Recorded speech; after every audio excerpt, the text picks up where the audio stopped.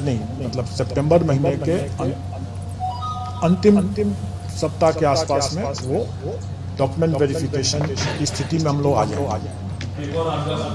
आप मान के चलें कि 20 तारीख से 25 तारीख के बीच का एक लगभग का तिथि रहेगा जहां जब हम लोग डॉक्यूमेंट वेरिफिकेशन की मांग करेंगे। डॉक्यूमेंट वेरिफिकेशन कई चरणों में होगा, क्योंकि हमारी वैकेंसी जो है 1,70,000 है और हमारे जिला सिर्फ 38।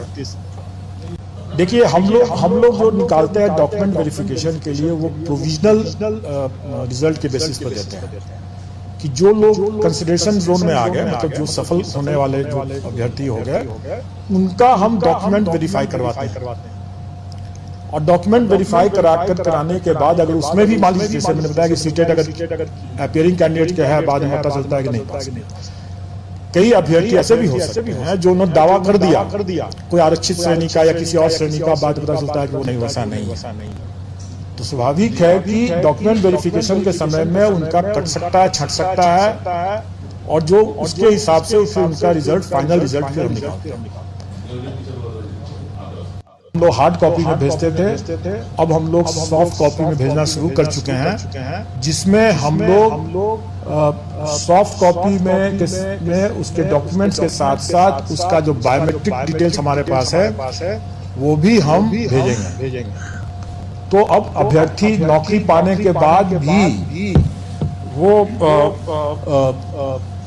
उस बायोमेट्रिक के दायरे में रहेंगे, और अगर नौकरी पा लिए राम कुमार बन करके और श्याम कुमार बन करके वास्तव में नौकरी कर रहे हैं, तो वो भी किसी भी समय में वो चिन्हित हो जाएगा, क्योंकि बायोमेट्रिक हमारे पास और उनके पास भी रहेगा, और बायोमेट्रिक अटेंडेंस से उसकी वेरीफाई हो जाएगा।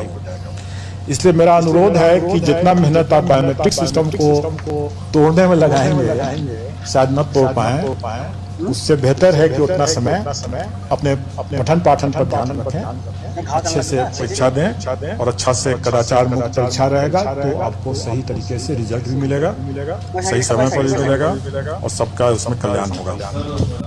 अच्छा कि आपने ये प्रश्न पूछ दिया, एक पॉइंट छूट गया था मेरा। आप लोगों को ध्यान होगा कि जो अपीयरिंग कैंडिडेट्स के लिए ये बात नियमावली में भी था, और हम लोग ने भी ये पहले से भी डिक्लेयर किया हुआ है कि जो अपीयरिंग कैंडिडेट जो है उनकी परीक्षा 31 अगस्त तक हो जानी चाहिए। ये तो पहला शर्त है। और दूसरा शर्त ये था कि उनका परीक्षा फल जो है वो ऐसी निर्दिष्ट तिथि तक हो जानी चाहिए जो आयोग बाद में संसूचित करेगा। अभी तक आयोग हम लोगों ने वो निर्दिष्ट तिथि संसूचित नहीं किया,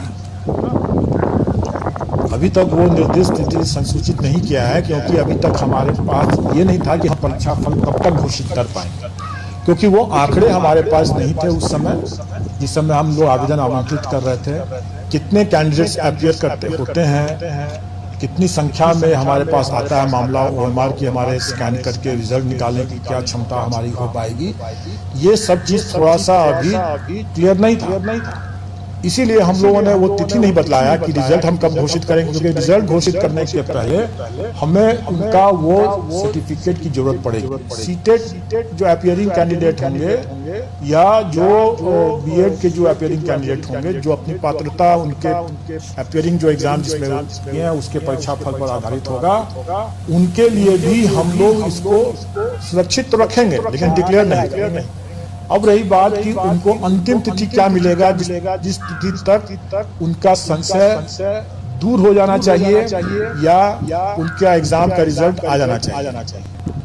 डॉक्यूमेंट वेरिफिकेशन की जो तिथि होगी वही तिथि हमारी अंतिम तिथि होगी।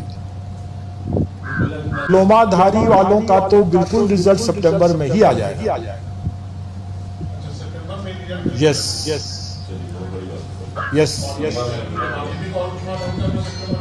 यस, मैंने क्या कहा, जिसका संशय नहीं है उनका रिजल्ट भी सही हम निकाल देंगे।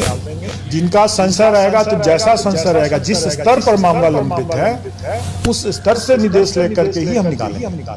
जो कई जगह मतलब दुष्प्रचार ये चल रहा था कि बीएड अभ्यर्थी 5 लाख हैं ये 6 लाख हैं, कुछ लाख हैं। मैं तो यह कहूँगा कि एज लॉन्ग एज जो माननीय सर्वोच्च न्यायालय ने कहा कि आपके पास में पर्याप्त डिप्लोमाधारी अभ्यर्थी है, मतलब कि अगर हमारे पास 80,000 वैकेंसी है, हमारे पास 80,000 कैंडिडेट्स भी अगर डिप्लोमाधारी रहते तो भी मैं परीक्षा कराता।